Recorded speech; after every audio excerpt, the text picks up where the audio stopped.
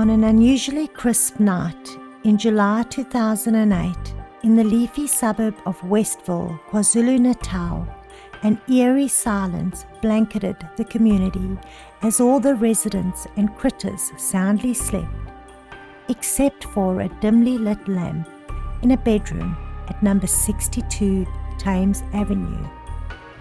Crouched on the floor in the middle of the room was Nicolette, 26, who could have been mistaken for someone much younger in age, as her small body uncontrollably quivered. Her brother, Mattias, 20, seated next to her, usually a giant in stature compared to the small Nicolette, had seemingly managed to compact himself even smaller than her. The darkness was smothering the room. Even the little lamp seemed to struggle to hold its light as they prostrated themselves before Mattias, 22, the third Son of God. Their Saviour, their only hope, Nicolette thought as she allowed her eyes for just a second to fall upon the deity sitting upon her bed.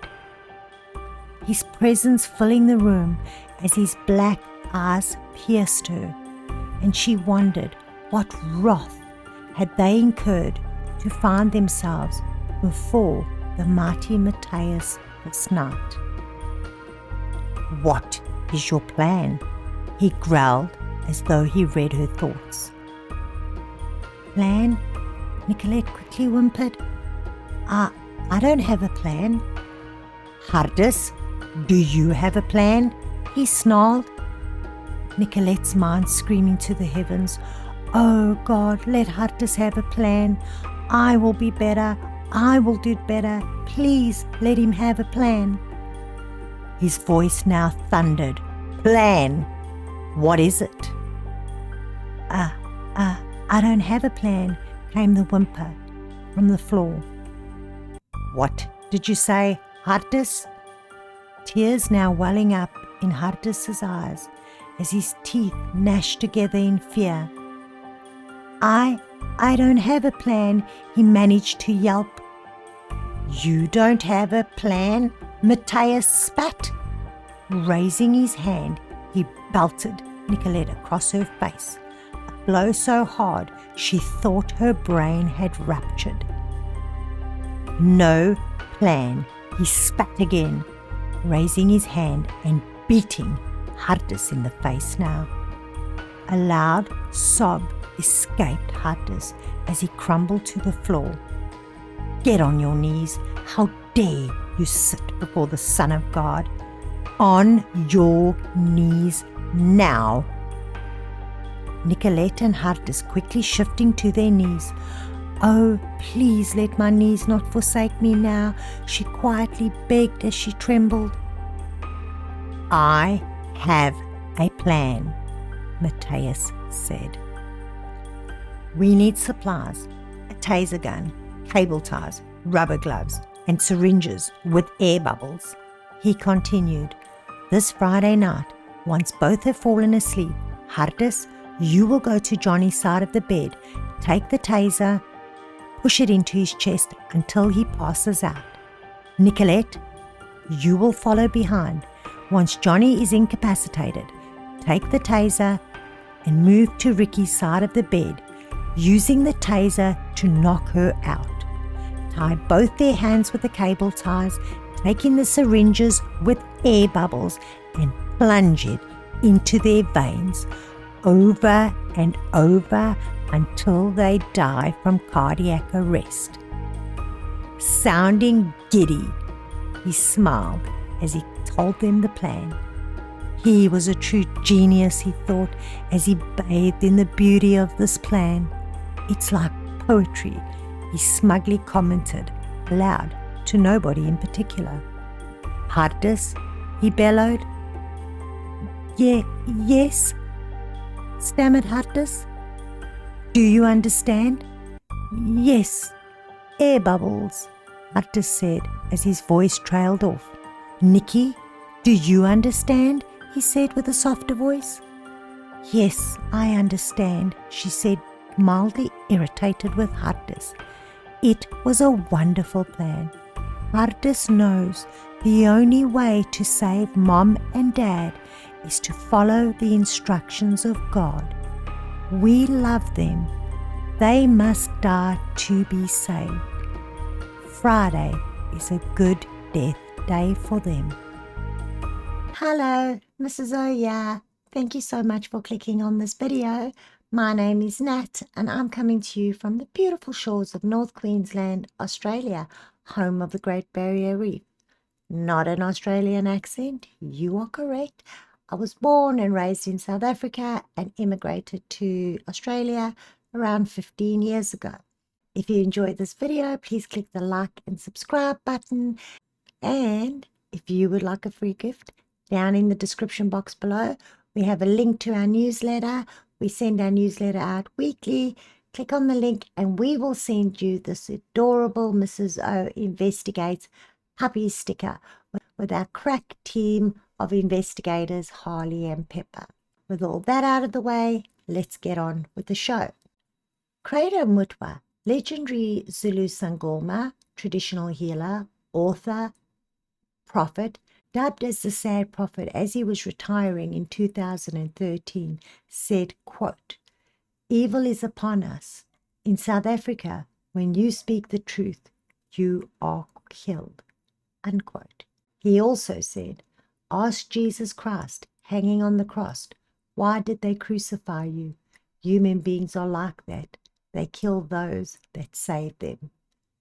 The Bible says, "And have no fellowship with the unfruitful works of darkness, but rather reprove them. For it is a shame even to speak of those things which are done in secret. But all things that are reproved are made manifest by the light. For whatsoever doth make manifest is light." Let's bring light into the darkness that is the Tokoloshe in Southern Africa. Growing up in South Africa, we all knew the Tokoloshe. He's a small imp, dwarf-like creature that would cause mischief, mayhem, destruction, death on anyone who crossed his path. Although mostly terrifying the largely black community in South Africa, anyone of any race has an uncle or a brother or a friend that was terrorized by this tiny goblin. Africa, with all its troubles in the past, is truly a mystical land, adorned with alluring beauty, rarely found in any other parts of the world. Her violent oceans, vast farmlands, swaths of rugged bushland, places so glorious they are named God's window, forests and deserts, snow-peaked mountains and paradise beaches. From the majestic elephants to the glorious lions, a mini Eden, if you will, with countless of creatures, great and small. Situated at the bottom tip of Africa, it is about 470,000 square miles, with a deep, rich, and indeed interesting and difficult history. From a small group of farmers overcoming the mighty British in the Anglo-Boer War, or the legends of Shaka, the great Zulu warrior king, to the struggles of apartheid and the difficult reconstructions still plaguing them today. It is a land filled with intriguing people, thought-provoking attitudes, very much a Christian country. There's about 80% identify as Christian, 15% say they have no religious affiliation at all, and 5% are Muslim, Hindu, Jewish, or any other faith combined, according to Statistics SA. A spiritual place blended with ancient African law and Christianity. That's how we find ourselves at the story of the Lotta family murder, an event that took place on the 18th of July 2008. The Lotta family comprised of Johann Lotta, a German national who worked as a CEO for a large chemical company in Durban, KwaZulu-Natal, South Africa. He was married to Maria, Ricky as she was known, and how we shall address her as we go forward with the video. She was a high school teacher, and at the time of this brutal event, Their three children were Nicolette, 26, Christelle, 23, and Hardis, 20. They lived at number 62 Thames Avenue, Westville, a leafy upmarket neighborhood outside of Durban in the largest city in this province. They were described as God-fearing, and a neighbor later interviewed by one of the newspapers said that they were very quiet. They weren't much out and about in the neighborhood, but when she did communicate with them, they were very friendly and there were never any problems at their property. Nicolette, their oldest daughter, was the apple of her father's eye. As a young girl, she would prefer the rugged outdoors of the African bush, enjoying fishing trips with her dad, and she was described as a tomboy. She also had a very close relationship with her grandmother, Oma Marie, and she would prefer to be shipped to Oma at every possible occasion, leaving her brother and her sister with her mother. She believed that her mum and dad preferred the siblings over her because she said they would roughhouse, they would clown around, they would be silly. And both Johan, who's called Johnny, and we'll be calling him Johnny too, both Johnny and Ricky would laugh at the two, at Christelle and Hardis. But when it came to Nikki, if she did the same thing, she said that she was punished for it or yelled at or disciplined for doing the same thing. Oma Marie had a keen interest in the spiritual realm, and although not explicitly detailed in court documents, seemingly dabbled in things that perhaps she should not have, sharing these experiences with her granddaughter, telling young Nikki that they were always watching to keep herself pure, for the Tokoloshe was attracted to loose women. So she was basically encouraging Nikki to entertain spiritual things that she should not have been entertaining. At 13, Nikki's life began to unravel. She began dabbling in marijuana and having sexual relationships with other boys, including the pastor's son. At 15, she was urged by a friend to come with her on a modeling gig to a warehouse. Both girls went to the warehouse where they were going to be paid 200 Rand, which is equivalent to about 20 US dollars, for them to do a model shoot. When they got there, the photographer had a friend with them. They told both girls to strip down naked. They threatened them. They sexually assaulted them, and they took nude photos of them. They then threatened the girls, and Nikki and her friend were just fortunate to get out there alive, so they didn't tell anybody and they just left. A year later, the family was really gutted by another trauma when revelations came out that Johnny had been in an extramarital affair. At first, Nicolette did not believe it. She could not believe that her father would do this to her family. However, once it came out that he did actually have the affair, this caused her major trauma. I'm not sure if it's the case anymore, but in South Africa, it was very common for households to have domestic workers. And these were people that worked on the property. And as a child, my nanny's name was Joyce. And Nanny doesn't even describe what Joyce meant to me. She was like my mother. I loved her intensely. She was the kindest adult I knew as a child. Most of the time, the domestic workers are an integral part of the family. The children grow up with them, and when they leave, it's very traumatic for both the domestic worker and the children. Lotta's longtime nanny was leaving, and they hired a new domestic worker. Both Nicolette and the new employee took an instant dislike to each other. But Nikki was now 17. She was not upset about this. She was older. She did not need the love that she'd received from her previous nanny, so she shrugged it off. However, she did notice that whenever the domestic worker was at the house, she immediately became upset, would cry for no reason, often finding herself locked in her room, crawled up in a ball, sobbing. Tensions also began to grow between the two women, and strange things started happening to Nicolette. Her sleep would be disrupted, waking up in the morning with clumps of her hair pulled out. She found a dead frog in her room. Another time she found the skin of a snake in her room. She got home one day and only to find chicken feet laid at the entrance of her door. She confronted the maid and insisted she explain what manner of witchcraft was going on here. The maid telling Nikki that her son was an apprentice studying to be a witch doctor.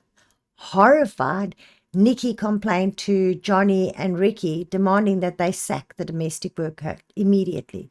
They refused, brushed Nicolette off as an overdramatic teenager. This was a good domestic worker. They had no issues with her. They firmly believed that Nikki was just causing problems. Her nights were also plagued by another horror. Nicholas said that the maid had sent a Tokoloshe, and he was the one pulling her hair. He was the one doing all these things to her, and he was controlled by the domestic worker's son, a witch. How did she know that? The Tokoloshe was sexually violating her every night. The wildest thing about this court case, and I've linked down the summary judgment down below, is that this was presented in court. The psychiatrist confirmed that Nikki had said this. The domestic worker confirmed that this had been done. And the court system in South Africa actually accepted this as a evidence. All the traumas of her young life, at 19, Nicolette had beaten most of the demons, cleaned up her life, and recommitted her life to Christ, except for the one problem, and that was the Tokoloshe and the domestic worker. In court later, she said she felt spiritually violated, sexually violated. Her hair was being pulled out on a regular basis, and there were signs of creepy, crawly things appearing to her.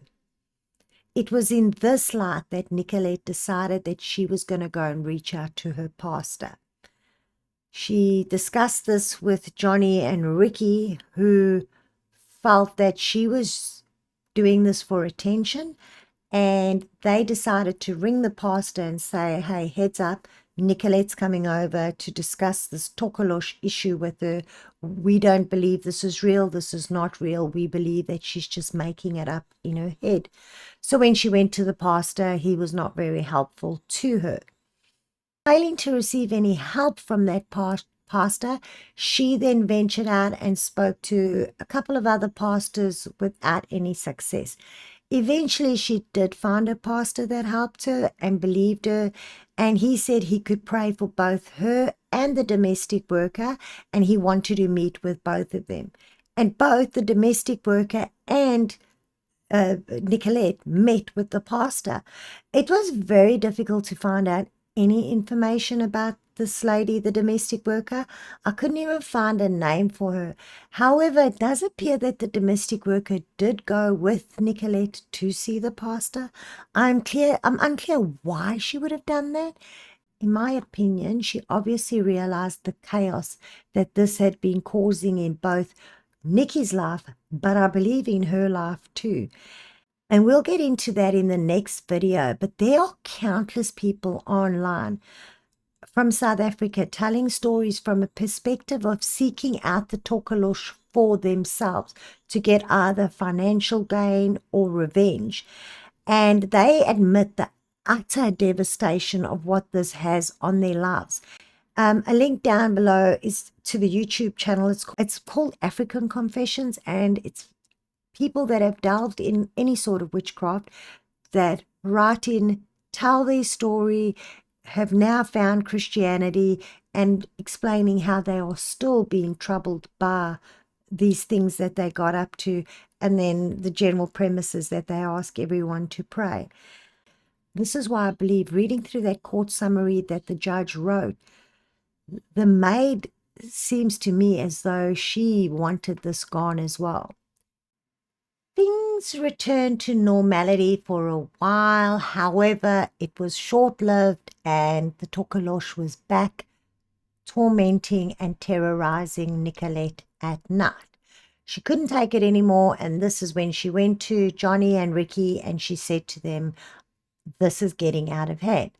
They then decided to send her to Professor Lawrence Schlebusch. I hope that's how you say it. Who later testified in court that Nicolette did not want to participate, fearing that she would be classified as mentally insane and institutionalized. So she admitted to him that she would not tell him a thing about what was going on. Pin that because I want to get back to that at the end of this video. Anyway, feeling depleted and unable to seek help from the church and unable to trust the medical institutions, feeling alienated from her family, she made a fatal error and she contacted psychic extraordinaire Claudette Pillay, who lived in Phoenix, Durban. She rings Claudette to tell her the situation with the domestic workers put this Tokoloshe on her. The Tokoloshe is violating her at night, pulling out her hair.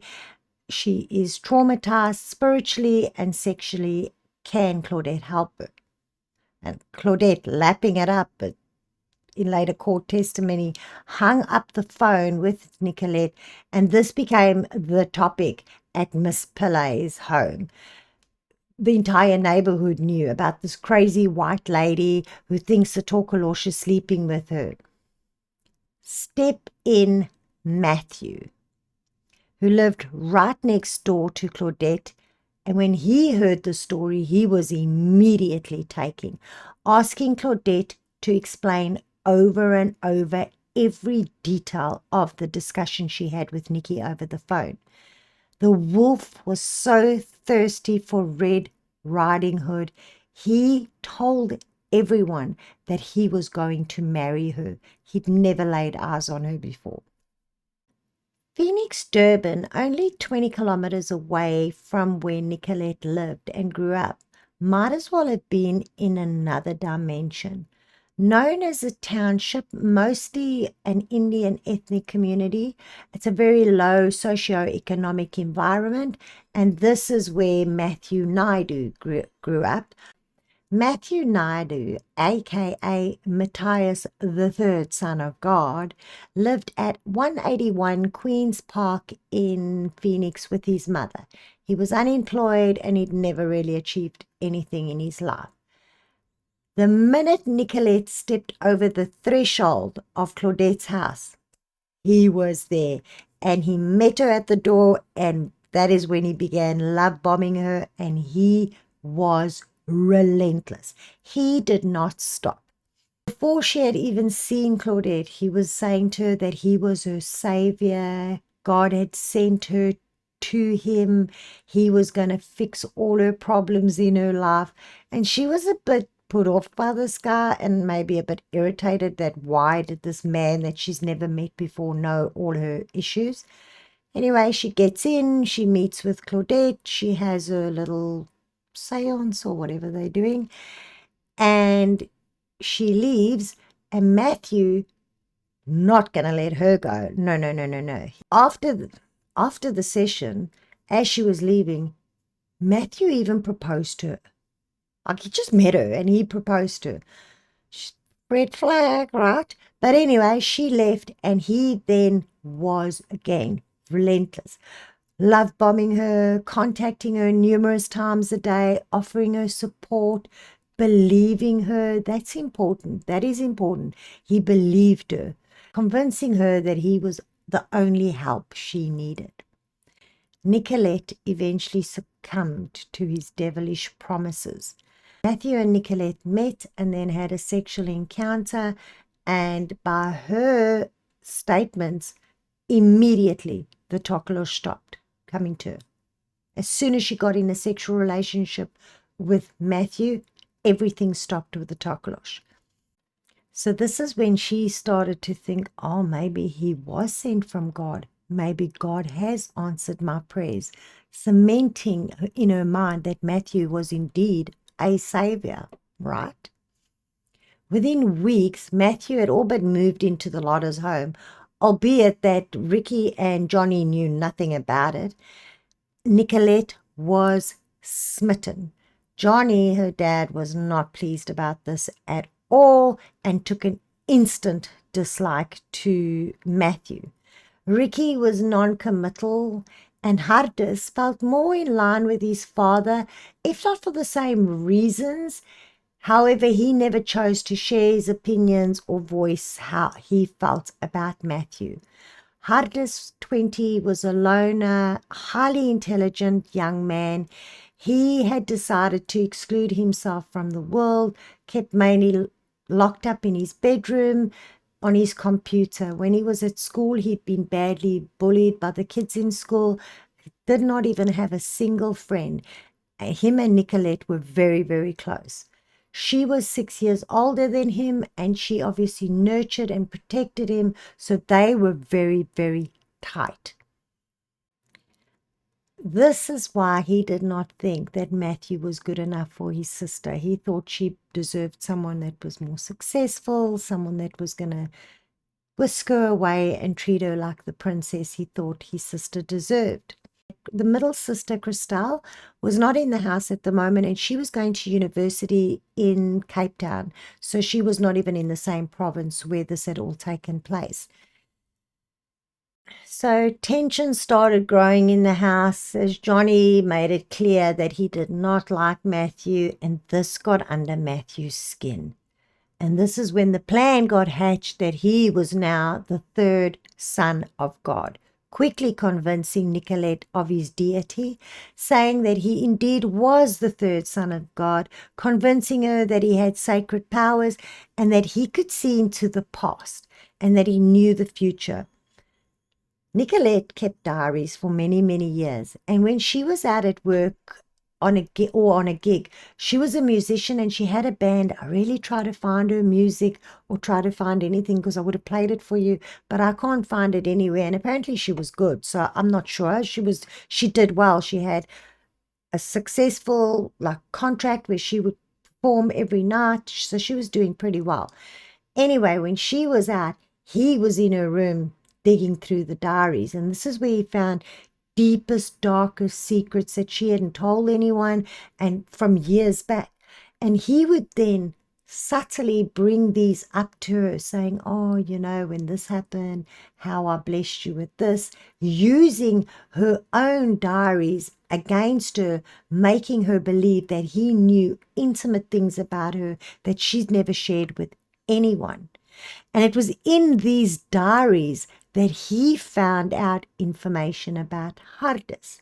You see, one day Ricky and Nicolette had gotten into an argument, and they had obviously been arguing a lot, and this had got out of the hand where they were both screaming, and it was a mess, and eventually everyone was crying. Nikki was crying, Hardus was crying, and Ricky was crying. And Hardus, in his agony and crying, apparently cried out and said to God, God, please send someone to intercede for us and help us to stop crying. So one night, Matthew approaches Hardus and casually mentions this prayer, right? And Hardus is immediately caught off guard, and he's like, what? And Matthew says, do you remember when you prayed this prayer and you begged the Lord to send you someone to intercede and help Ricky and Nicolette stop crying? And Hardus says, yes. And he says to Hardus, and have you seen Nicolette lately? Have you seen how happy she is? And Hardus says, yes. And he's like, and do you see arguments between Ricky and Nicolette anymore? And there had been no arguments because Nikki was obviously all hyped up on love at the moment. And he said, well, you see, I was the one that God sent to intercede for you guys and help you guys stop crying. Creepy. He also went on to say to Hardus, I understand what it's like to be bullied and to not have friends. And I was so badly bullied during the apartheid years, which is, Matthew was very young when there was apartheid, so I don't know. But anyway, Because it was white boys that had been bullying Hartless at school, and he was traumatized by it. He didn't even leave his house. Matthew had made the connection, and Matthew was like, yeah, they bullied me too. And then Hartless was like, okay, well, this is my brother. You're my brother.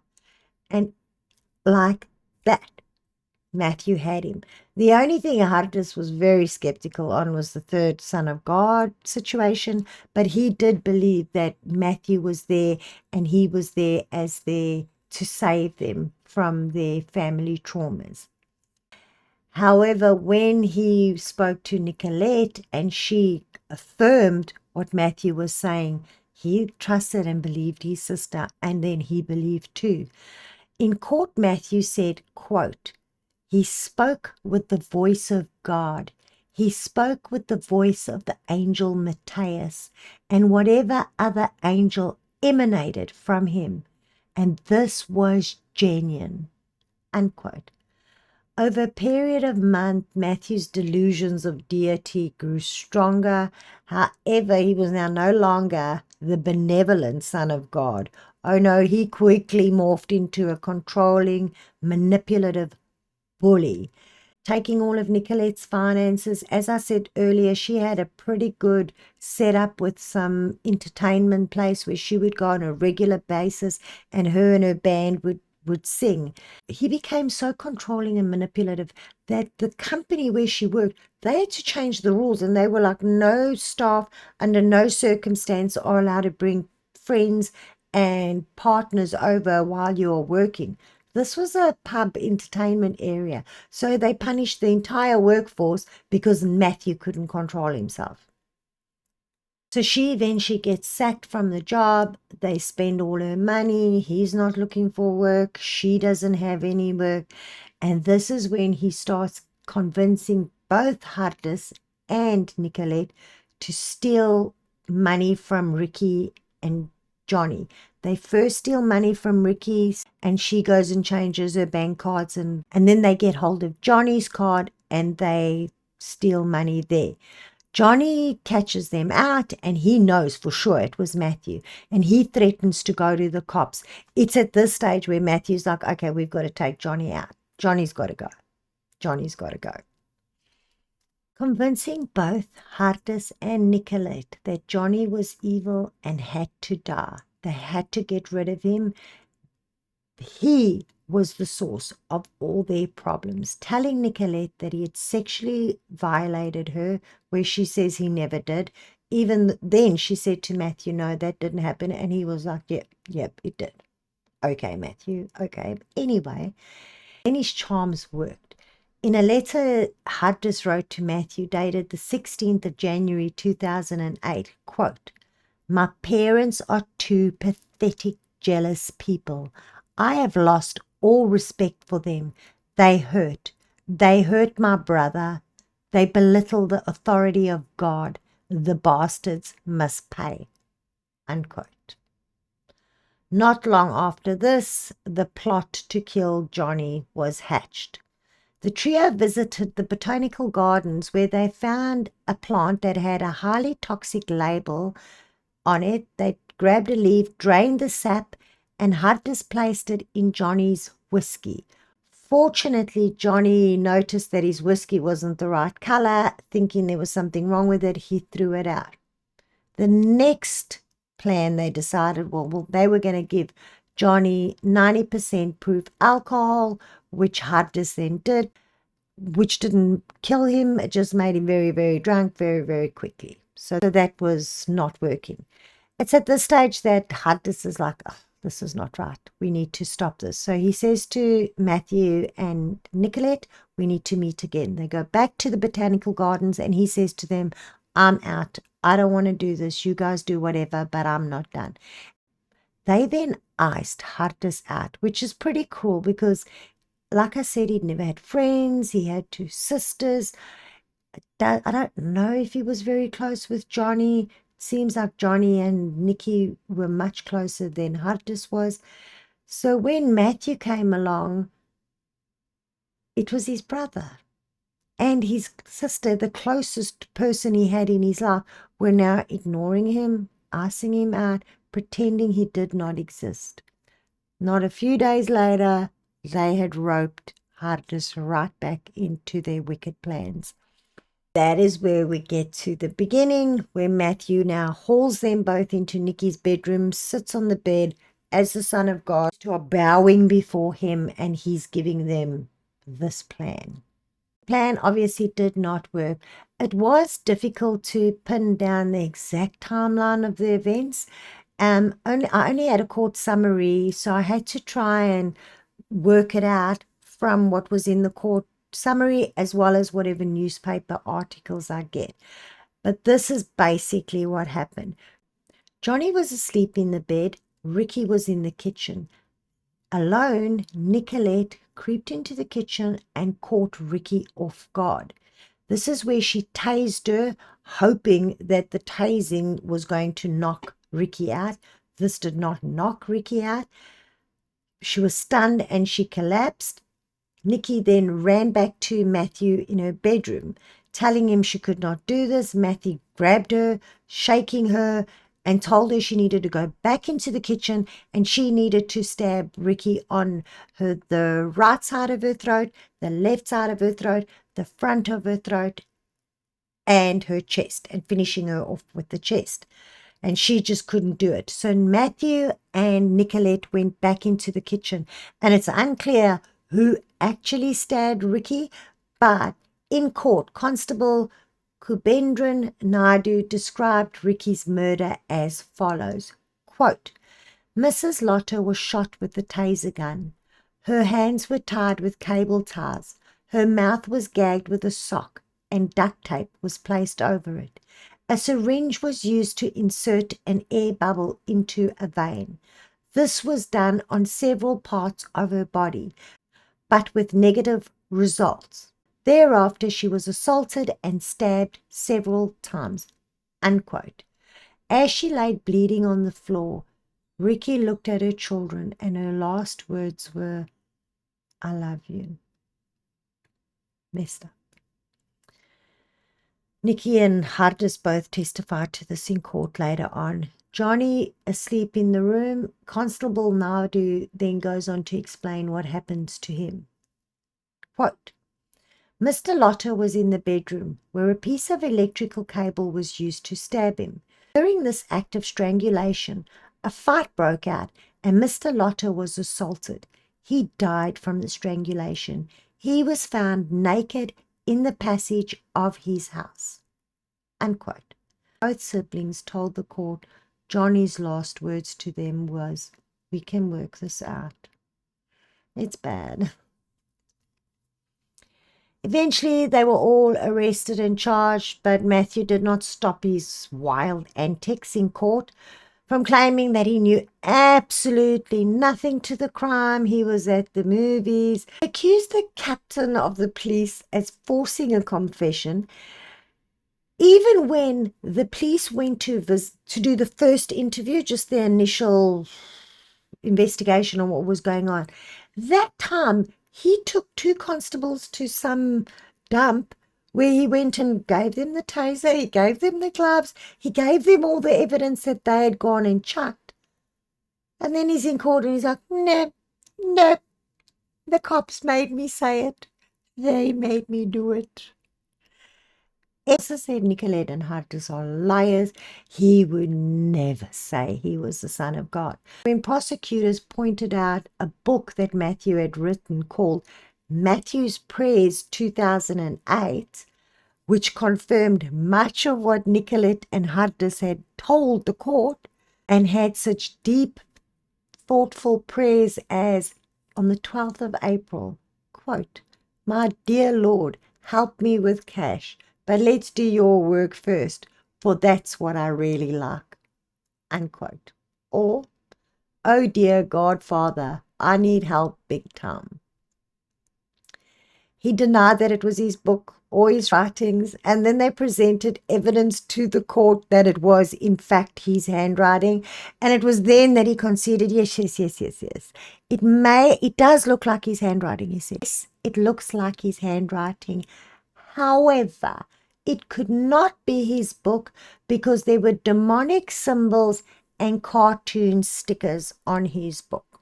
This will be a good time to remind you that if you would like a sticker, a Mrs. O Puppy Investigates sticker, get one. We've got a limited 1,000 to give away if you sign up for our newsletter, link down in the description box below. Anyway, getting back to the demonic stickers, Matthew was a devout Christian. And as such, Judge, I am strictly prohibited from using demonic characters. And for this reason, Your Honor, it would not be my book. Halfway through his testimony, he informed the judge he needs to confer with his counsel.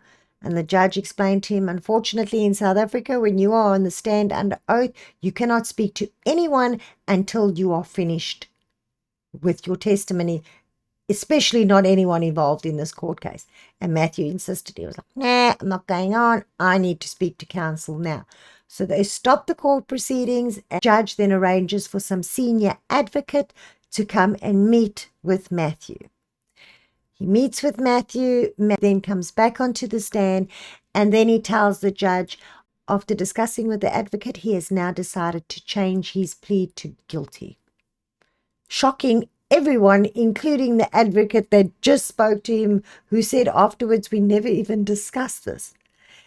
Leading many to speculate that things were getting too hot under the cover for Matthew, and he didn't really want to face who he was or what he had done, and he thought, you know what, I'll just plead guilty and make this whole situation go away. The court called Pastor Van Assendorp, who visited them in prison, to testify and to help explain the witchcraft and the Tokoloshe. Although not the first time this has been used in court cases before, and we'll get there, the Tokoloshe is a very, very handy scapegoat for every bad deed in South Africa.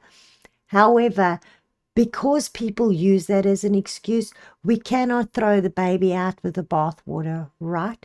Just like with UFO encounters, there are many hoaxes. You only have to spend 5 minutes on X Twitter to see all the fakery out there. But that doesn't mean that those thousands of people that have had experiences are lying. It just means that some people will lie to get themselves out of a bad situation. Others will lie for attention. Pastor Van Assendorp, who visited and counseled the three after their arrest, he never knew them previously, and provided a religious opinion on what was going on, and this was wild. He explained to the court that he and his wife visited Hartis, then Matthew, and then Nicolette. He then told the court when he and his wife returned home that now they were overwhelmed by what they seen. They were afraid to testify to court, saying the court would never understand what we have experienced, unquote. He said all three had demon manifestations.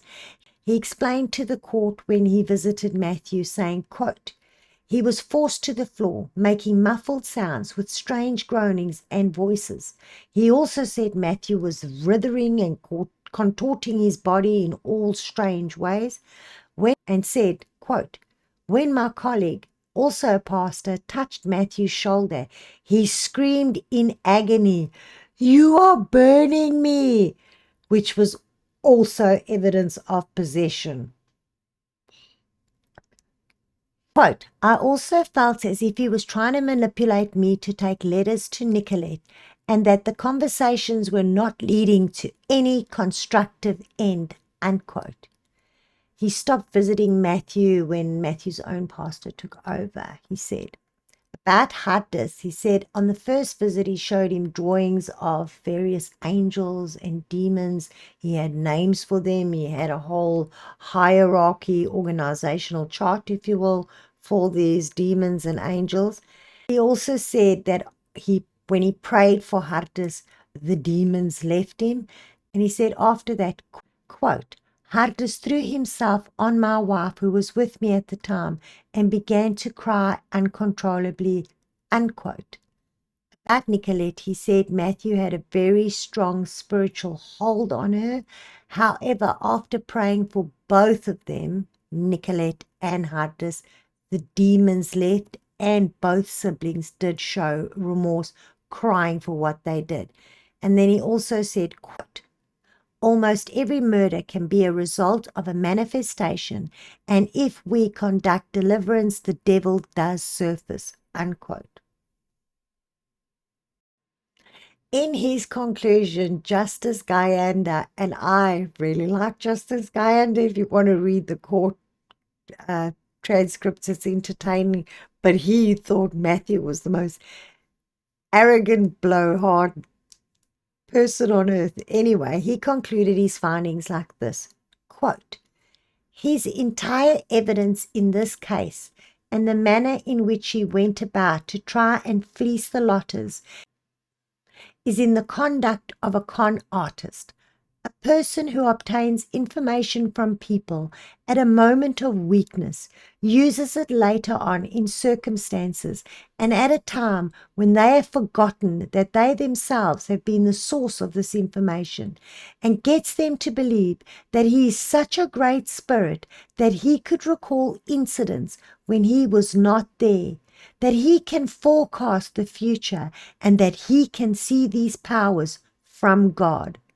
Although the ordinary man in the street might find this belief by accused number 1 and number 3 is laughable and ridiculous, as I have said earlier on, we have expert testimony that thousands of people have been conned by charismatic leaders into believing that they had these supernatural powers from God that could change the world, change their lives, and change everything around them.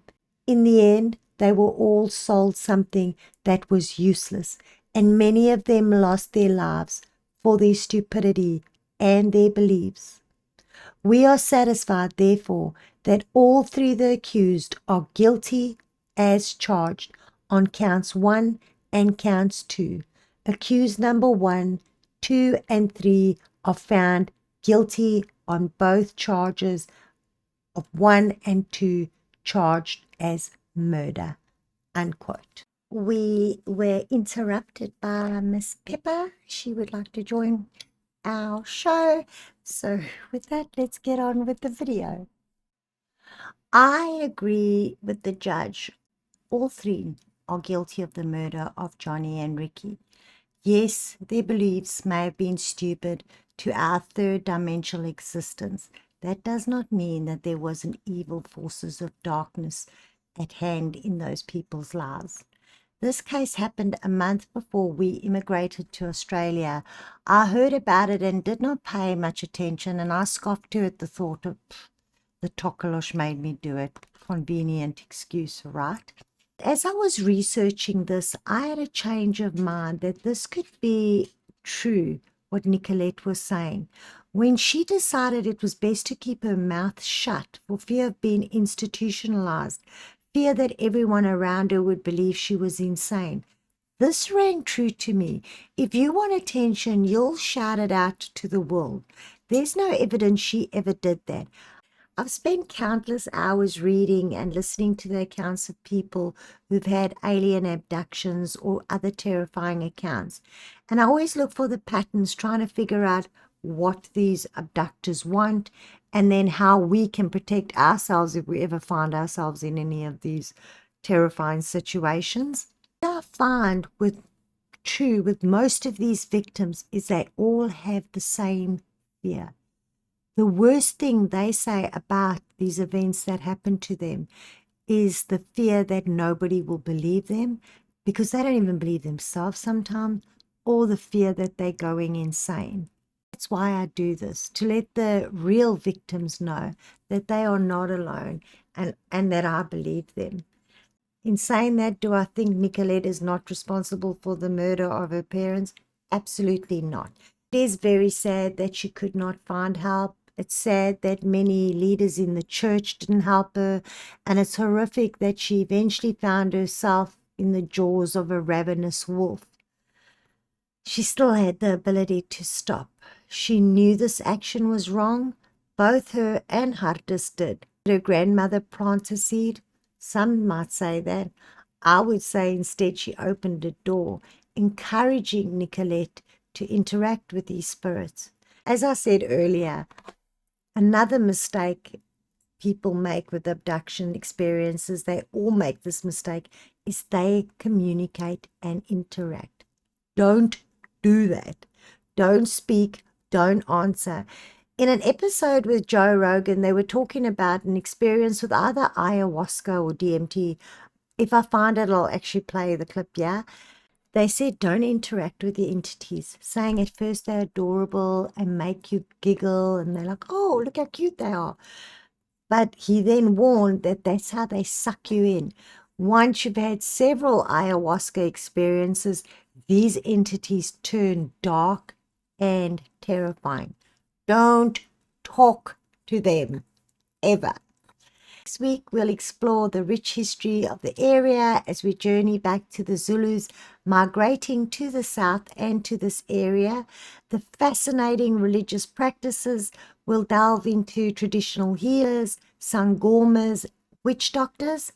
We'll also discuss how this wicked creature is conjured up, and we'll hear some consequences of people telling the stories of what happened when they involved themselves with the Tokoloshe. Forget to watch next week. Please click like and subscribe and get that free sticker. Thank you for watching. Hope to see you soon. Bye.